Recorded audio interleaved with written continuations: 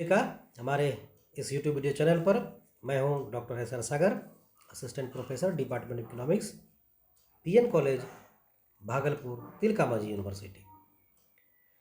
आज हम इस वीडियो में बात करेंगे, इस क्लास में बात करेंगे प्रोस्पेंसिटी टू सेव, बचत की प्रवृत्ति पर। ये क्या है? देखिए, ये एक मैक्रो इकोनॉमिक्स कॉन्सेप्ट है जिसको समझना बहुत ही ज़रूरी है।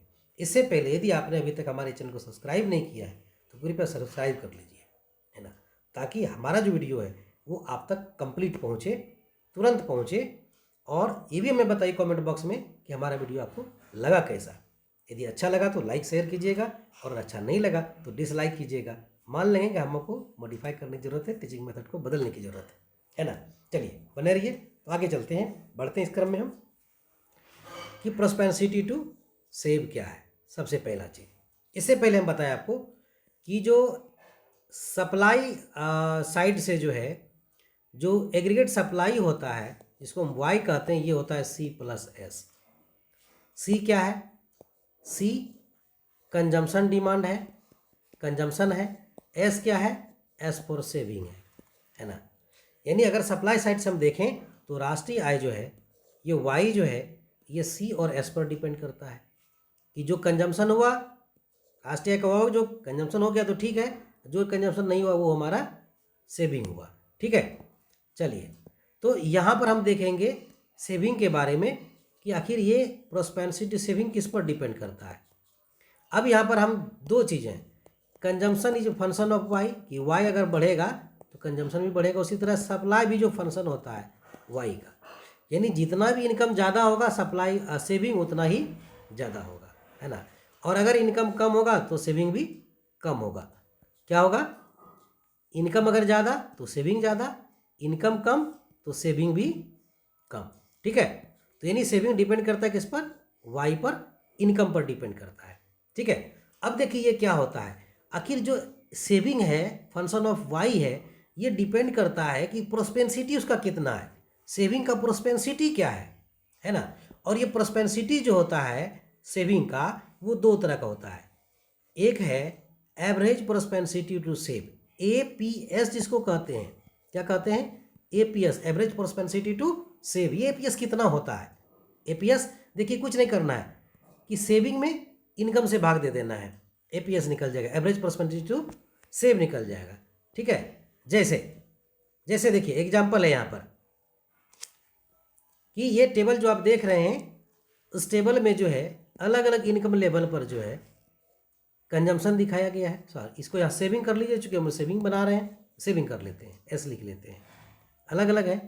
तो APS कितना होगा? APS जानते हैं S/Y होता है, तो यहाँ S का वैल्यू और Y का वैल्यू दिया हुआ है। देखिए तो इस कॉलम में जो 1, 200, 300, 400 है, ये क्या है? ये Y है। और ये जो 80, 140 है, ये क्या है? ये S है। तो यहाँ पर हलेक का क्या करेंगे, हम निकालेंगे APS। APS देखिए यहाँ पर कितना होगा, यहाँ पर सेविंग 80 है और ये 100 का है, तो 0.80। उसी तरह से यहाँ पर देखिए जो हमारा इनकम है 100 है, सेविंग 140 का है, APS कितना होगा? 140/200, तो 0.70। कितना हो गया? 0.70। यहाँ देखिए 300 इनकम है, 180 सेविंग है, तो 180 में 300 से भाग दे देंगे, तो 0.60 हो गया हमारा APS। इनकम 400 है, सेविंग 200 का है, तो S/Y हो जाएगा, तो कितना हो गया? 0.50। ये हमारा क्या निकला? ये हमारा APS निकला, एवरेज प्रोस्पेंसिटी टू सेव निकला। अब हम निकालेंगे एक और दूसरा जो प्रोस्पेंसिटी टू है, उसको कहते हैं MPS, मार्जिनल प्रोस्पेंसिटी टू सेव। देखिए ये MPS क्या होता है? MPS इसको हम यहाँ पर जो है ये भी निकालते हैं, 1 - MPC करके भी निकालते हैं। और यहाँ पर चूँकि MPS निकाल रहे हैं, मार्जिनल प्रोस्पेंसिटी टू सेव निकाल रहे हैं, तो यहाँ हम बात कर लेते हैं थोड़ा सा आगे बढ़कर कि ये है क्या MPS। देखिए जब राष्ट्रीय आय चेंज होता है, इनकम चेंज होता है, तो सेविंग को भी चेंज करता है। यानी इनकम अगर बढ़े तो सेविंग बढ़ेगा, इनकम घटे तो सेविंग घटेगा। तो सेविंग में कितना चेंज हुआ? ΔS।